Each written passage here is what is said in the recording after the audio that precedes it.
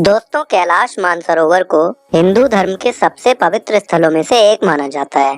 कहा जाता है कि यहाँ खुद भगवान शिव रहते हैं और उन्हीं के दर्शनों के लिए लाखों शिव भक्त हर साल यहाँ आते हैं। तिब्बत में स्थित ये रहस्यमयी पर्वत अपने अंदर समेटे है कई ऐसे राज जिन्हें सुलझाने में जुटे हैं कई देशों के वैज्ञानिक, मगर आज तक इन्हें कोई सुलझा नहीं पाया है। आज हम आपको बताने जा रहे हैं कैलाश पर्वत से जुड़े वे रहस्य जिनके बारे में शायद आपने पहले नहीं सुना होगा। इनमें से कुछ रहस्य तो ऐसे हैं जिन्होंने दुनिया भर के वैज्ञानिकों तक को हैरान कर रखा है। तेजी से बीतता है समय।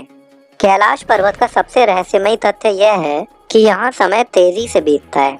आप माने या ना माने, लेकिन वैज्ञानिक ये बात सिद्ध कर चुके हैं कि पृथ्वी के किसी भी अन्य स्थान के मुकाबले में कैलाश पर्वत पर समय तेजी से बीतता है। वहाँ जाने वाले यात्रियों और वैज्ञानिकों ने अपने बाल और नाखूनों को तेजी से बढ़ते हुए भी देखा है। जहाँ सामान्य तौर पर बालों और नाखूनों को बढ़ने में 2 हफ्ते का समय लगता है, वहीं कैलाश पर्वत की चढ़ाई के दौरान मात्र 12 घंटे में ही बाल और नाखून बढ़ जाते हैं। कई दशकों से वैज्ञानिक इसके पीछे की वजह का पता लगाने की कोशिश कर रहे हैं, मगर अभी तक इसके पीछे के कारणों को ढूंढ नहीं पाए हैं। रूसी डॉक्टर एर्नस्ट मुल्दाशिव ने अपनी किताब where do we come from में लिखा है कि उन्हें एक बार साइबेरियाई पर्वतारोही ने बताया था कि कुछ पर्वतारोही कैसे कैलाश पर्वत पर एक निश्चित बिंदु तक पहुंचे और उसके बाद वो अचानक ही बूढ़े दिखाई देने लगे। इसके 1 साल बाद ही बुढ़ापे की वजह से उनकी मृत्यु हो गई। प्रसिद्ध रूसी चित्रकार निकोलाई रेरिक का कहना था कि कैलाश के आसपास के इलाके में शंभाला नाम का एक रहस्यमयी शहर है, जहां सिर्फ सिद्ध और तपस्वी ही रहते हैं। इसके बाद 1999 में रूस के नेत्र रोग विशेषज्ञ एर्नस्ट मुल्दाशिव ने यह तय किया कि वे कैलाश पर्वत के रहस्यों को खोलने के लिए उस इलाके में जाएंगे। उनकी टीम में भूवैज्ञानिक व भौतिकी के विशेषज्ञ और इतिहासकार भी शामिल थे। इस दल के सदस्यों ने कई तिब्बती लामाओं से मुलाकात की और पवित्र कैलाश पर्वत के आसपास कई महीने बिताए। काफी रिसर्च करने के बाद एर्नस्ट मुल्दाशिव की टीम इस निष्कर्ष पर पहुंची कि वास्तव में कैलाश पर्वत एक विशाल मानव निर्मित पिरामिड है, जिसका निर्माण प्राचीन काल में किया गया था। उन्होंने दावा किया कि यह पिरामिड कई छोटे छोटे पिरामिडों से घिरा हुआ है और यह पारलौकिक गतिविधियों का केंद्र भी है। वहां से लौटने के बाद मुल्दाशिव ने लिखा, रात की खामोशी में पहाड़ के भीतर से अजीब तरह की फुसफुसाहटों की आवाज सुनाई देती है। एक रात अपने दोनों सहयोगियों के साथ मैंने साफ साफ पत्थरों के गिरने की आवाज सुनी थी। यह आवाज कैलाश पर्वत के पेट के भीतर से सुनाई दे रही थी। हमें ऐसा लगा कि जैसे इस पिरामिड के अंदर कुछ लोग रहते हैं। इसी लेख में उन्होंने आगे लिखा, तिब्बती ग्रंथों में लिखा हुआ है कि शंभाला एक आध्यात्मिक शहर है जो कैलाश पर्वत के उत्तर पश्चिम में स्थित है। वैज्ञानिक दृष्टिकोण से इस विषय पर चर्चा करना मेरे लिए मुश्किल है। मैं पूरी सकारात्मकता से ये कह सकता हूँ कि कैलाश पर्वत का इलाका सीधे सीधे पृथ्वी के जीवन से जुड़ा हुआ है। जब हमने सिद्धों और तपस्वियों के राज्य तथा पिरामिड और पत्थरों के दर्पण को मिलाकर एक योजनाबद्ध नक्शा बनाया, तो हम यह देखकर हैरान रह गए कि वह नक्शा मानव डीएनए के डिजाइन जैसा दिख रहा था। कहा जाता है कि कलयुग में पाप की सीमा पार होने पर दुनिया से अधर्म मिटाने के लिए शंभाला नाम के इसी आध्यात्मिक शहर में भगवान श्री विष्णु 64 कलाओं के साथ कल्कि अवतार के रूप में जन्म लेंगे और दुष्टों का संहार करेंगे। रूस के वैज्ञानिकों ने कैलाश पर्वत पर काफी शोध किया और इसके बाद उन्होंने ये दावा किया कि इस पर्वत पर कई अलौकिक शक्तियों का प्रवाह होता रहता है और यहाँ पहुँचने वाला शख्स इन शक्तियों के साथ संपर्क कर सकता है। 2 रहस्यमयी सरोवरों का रहस्य। यहाँ 2 सरोवर मुख्य हैं। पहला मान सरोवर, जो दुनिया की शुद्ध पानी की उच्चतम झीलों में से एक है और जिसका आकार सूर्य के समान है। दूसरी राक्षस नाम की झील, जो दुनिया की खारे पानी की उच्चतम झीलों में से एक है और इसका आकार चंद्रमा के समान है। ये दोनों झीलें सौर और चंद्र बल को प्रदर्शित करती हैं, जिसका संबंध सकारात्मक और नकारात्मक ऊर्जा से है। कहा जाता है कि कैलाश पर्वत से जुड़े कई रहस्यों को समेटे हैं पश्चिमी चीन में स्थित मोगाओ गुफाएं, जिन्हें 1000 बुद्धों की गुफाएं भी कहा जाता है।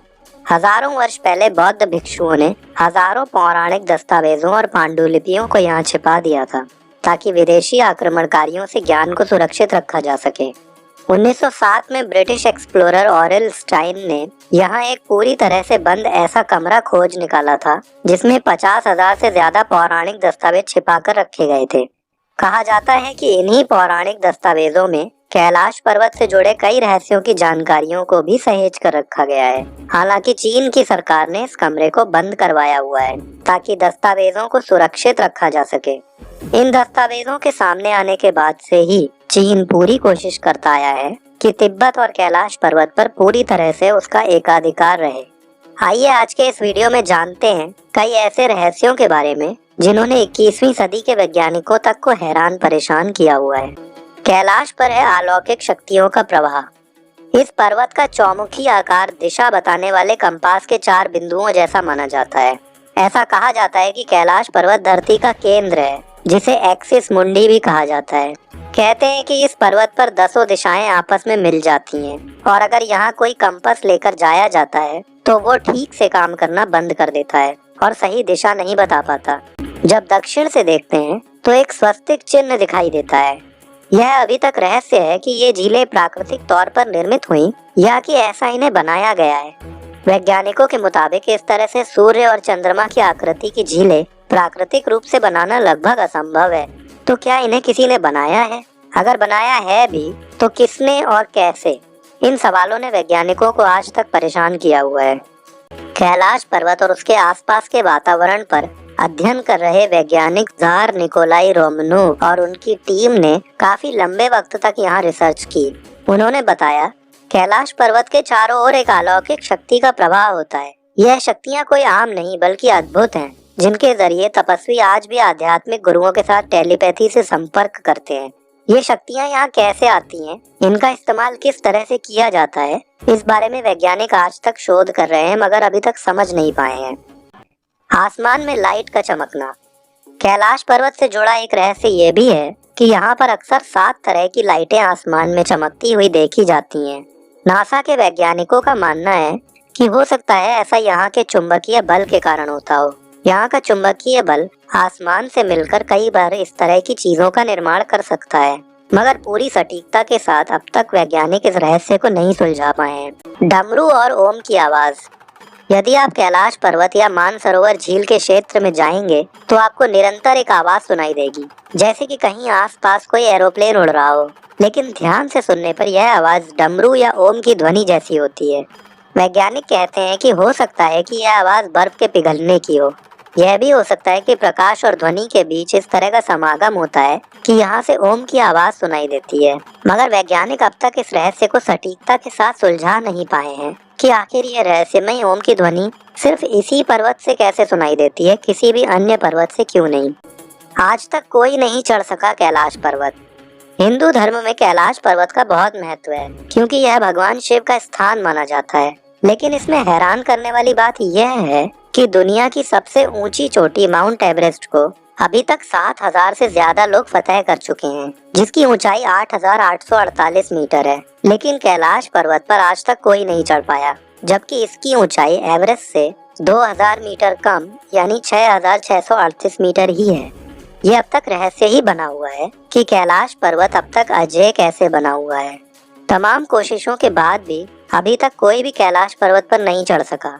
ऐसा नहीं है कि किसी ने भी कैलाश पर्वत पर चढ़ने की कोशिश नहीं की।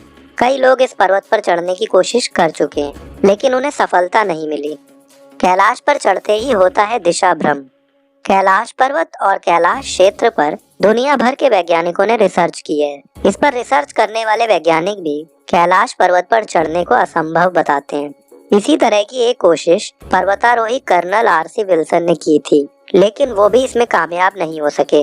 उनकी माने तो कैलाश पर्वत पर चढ़ाई के दौरान अक्सर भयानक बर्फबारी रास्ता रोक देती है। कैलाश पर मौजूद अलौकिक शक्तियों के कारण भी इस पर चढ़ने वालों को भयानक दिशा भ्रम होने लगता है, जिससे इसकी चढ़ाई असंभव हो जाती है।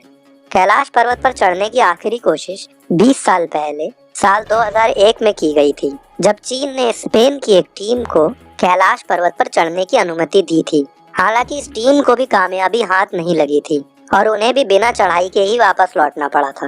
कहा जाता है कि एक बार डिस्कवरी की टीम इस पर्वत पर चढ़ाई करने के लिए यहाँ आई थी, लेकिन उसमें से कोई भी इस पर्वत पर नहीं चढ़ सका। आखिर में इन लोगों को भी यहाँ से वापस जाना पड़ा। कैलाश पर्वत ने चीनी सरकार को धूल चटाई।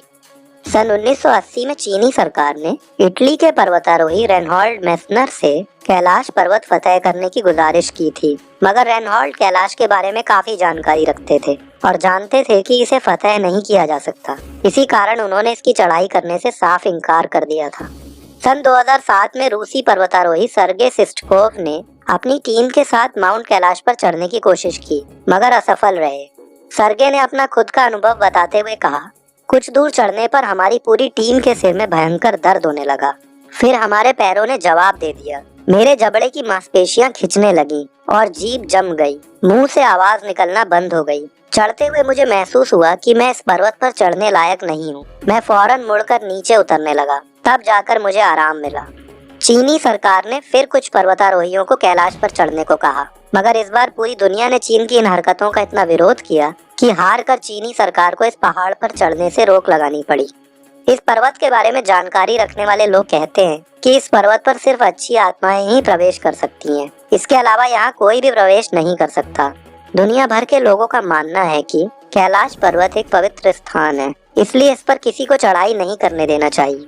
इसके अलावा कहा जाता है कि कैलाश पर्वत का स्लोप भी 65 डिग्री से ज्यादा है, जबकि माउंट एवरेस्ट में यह 40 डिग्री से 60 डिग्री तक ही है। शायद ये कोण भी इसकी चढ़ाई को और मुश्किल बनाता है। ये भी एक वजह है कि पर्वतारोही एवरेस्ट पर तो चढ़ जाते हैं, लेकिन कैलाश पर्वत पर नहीं चढ़ पाते हैं। यदि आपको यह वीडियो अच्छा लगा हो तो इसे शेयर जरूर करें। आप कैलाश पर्वत से जुड़े इन रहस्यों के बारे में क्या सोचते हैं, हमें कमेंट के जरिए जरूर बताएं। और ऐसे कई अन्य दिलचस्प वीडियोस देखने के लिए हमारा चैनल सब्सक्राइब करना ना भूलें।